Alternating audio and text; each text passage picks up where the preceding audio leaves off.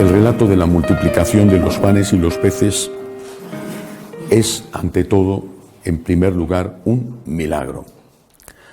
No creer en los milagros es no creer en la capacidad que tiene Dios, el Creador, de romper o interrumpir las leyes de la naturaleza que Él mismo ha creado. Que el Todopoderoso que ha creado las galaxias no sea capaz de multiplicar unos cuantos panes y unos cuantos peces es simplemente no creer en el poder de Dios. Podía haber ocurrido ciertamente que aquella gente tuviera escondida, cada uno en su faltriquera, su propia comida, y que ante la generosidad de aquellos que pusieron en común sus pocas vituallas, o ante la exhortación de Jesús, cada uno sacara lo que tenía para sí, lo compartiera y después hubiera para todos. Pero si esto hubiera sucedido así, no hubiera sido necesario que los evangelistas inventaran el milagro. Ya era una bonita lección. De hecho, una lección como tal, mucho más enriquecedora. Compartid. Si compartimos, hay para todos. Esa es una lección muy hermosa. Podía haberse contado de esta manera. El Señor tocó sus corazones y aquellos que pensaban solo en sí mismos decidieron poner lo que tenían, poco o mucho, al servicio de los demás. Esto fue lo que además ocurrió, y lo cuenta así el libro de los Hechos de los Apóstoles, en la primera comunidad cristiana. Por lo tanto, no había ninguna necesidad de inventar un milagro. Si cuentan los evangelistas que hubo un milagro, es porque hubo un milagro. Dicho esto, que es lo primero que hay que aclarar, creo que hay que ir también a esa segunda parte. ¿Cómo podemos nosotros hacer el milagro? Primero, los milagros los hace Dios, ni siquiera los santos o la Virgen. La Virgen consigue de Dios los milagros. Los santos interceden ante Dios para conseguir los milagros. Un caso claro, las bodas de Caná. La Virgen no transforma el agua en vino.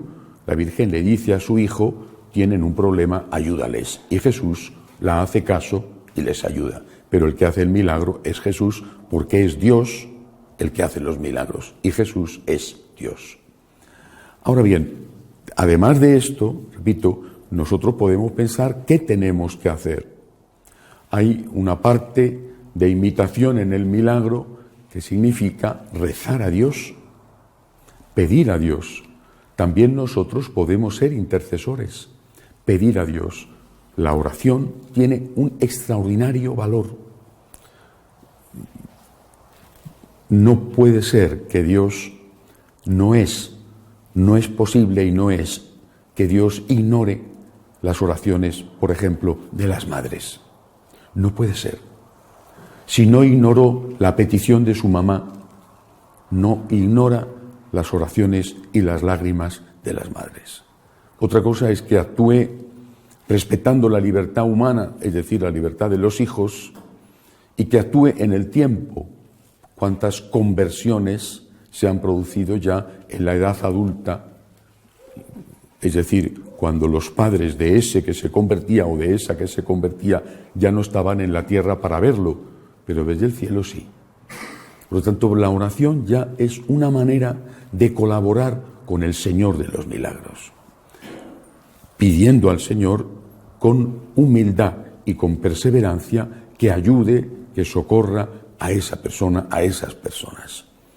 Y luego viene la otra parte, el milagro de la conversión de nuestro corazón. Si nosotros somos capaces de compartir y darle al otro que no tiene, al menos una parte de lo que nosotros tenemos, ya el Señor ha hecho un milagro. Pero el milagro en este caso no habrá sido que se nos ha multiplicado el dinero en el banco. El milagro habrá sido que nuestro corazón se habrá sentido tocado por el amor de Dios y habrá llegado a echar mano al bolsillo o a echar mano del poco tiempo libre que tenemos para dárselo a aquel que lo necesita. Ese es un milagro. Es el milagro que Jesús hace tocando nuestros corazones. Nosotros podemos colaborar con el Señor también ayudando a que el Señor toque los corazones de los demás. Pero tenemos que empezar por permitir que el Señor toque el nuestro. Somos capaces de agradecer a Dios por todo lo que nos ha dado, ofreciéndole al menos aquello de lo que podemos prescindir. San Pablo, cuando está exhortando a los tesalonicenses para que ayuden a la comunidad de Jerusalén, que está pasándolo muy mal, San Pablo les dice, no se trata de que vosotros paséis necesidad para ayudar a otros, se trata de que vosotros deis de lo que os sobra, y Dios nunca dejará de ayudaros para que os siga sobrando, con tal de que podáis seguir ayudando a los demás. Por lo tanto, Cristo hizo el milagro de la multiplicación de los panes. No había por qué inventarse una historia así. Podían haber contado que el Señor tocó el corazón de aquella gente y que cada uno sacó de donde lo tenía escondido sus reservas, las compartieron y encima sobró. Si cuentan esto los evangelistas es porque lo hizo. El Señor es Dios y puede hacer milagros. Negar esto es negar la divinidad de Cristo. Ahora bien, nosotros colaboramos con los milagros, repito, rezando para que el Señor ayude a los que lo necesitan, también a nosotros, y además dejando que el Señor toque nuestros corazones y nos haga capaces de compartir aquello que tenemos, para que los que tienen menos tengan algo. Pensemos, entre otros, en los que están pasando necesidad en Venezuela, por ejemplo, en Cuba, en Nicaragua, por citar 3 ejemplos, que no son los únicos, y no solamente cristianos, personas al margen de su denominación religiosa. Si tú tienes y amas al Señor, si tú tienes y eres agradecido con el Señor, no puedes quedártelo para ti. No podrás resolver los problemas del mundo.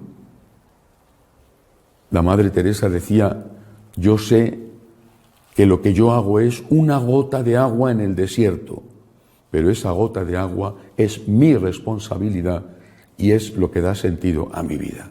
Eso es lo que tenemos que hacer. El Señor toca nuestro corazón, nosotros, llenos de agradecimiento, le decimos, aquí estoy, Señor, cuenta conmigo y con todo lo que tengo.